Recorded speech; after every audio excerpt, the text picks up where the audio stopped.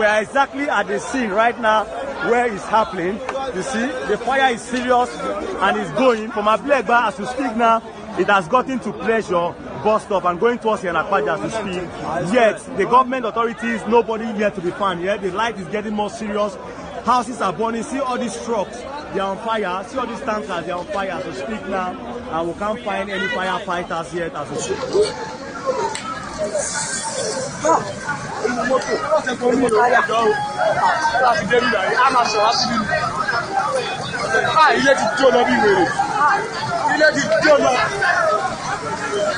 Àwọn ènìyàn bẹ̀ yẹn, àwọn ènìyàn bẹ̀ yẹn.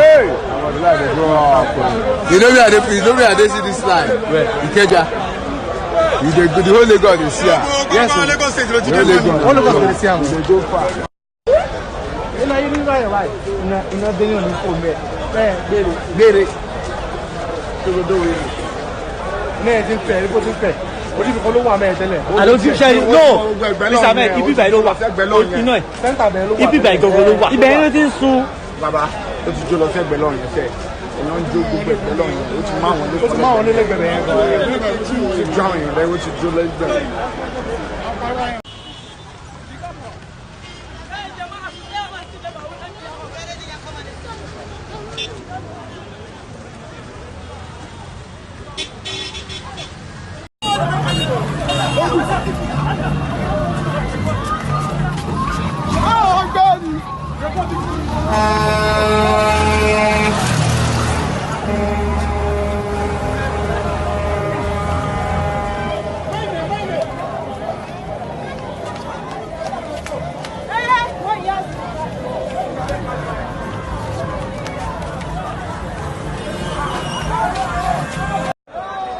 We are the scene, and we are the scene. You know, we are exactly at the scene right now where it's happening. You see, the fire is serious and it's going from Abule Egba as we speak now. It has gotten to Pleasure bus stop and going towards Yanakwaja as we speak. Yet the government authorities, nobody yet to be found. Yet the light is getting more serious. Houses are burning. See all these trucks, they are on fire. See all these tankers, they are on fire as we speak now. And we can't find any firefighters yet as we speak. Right.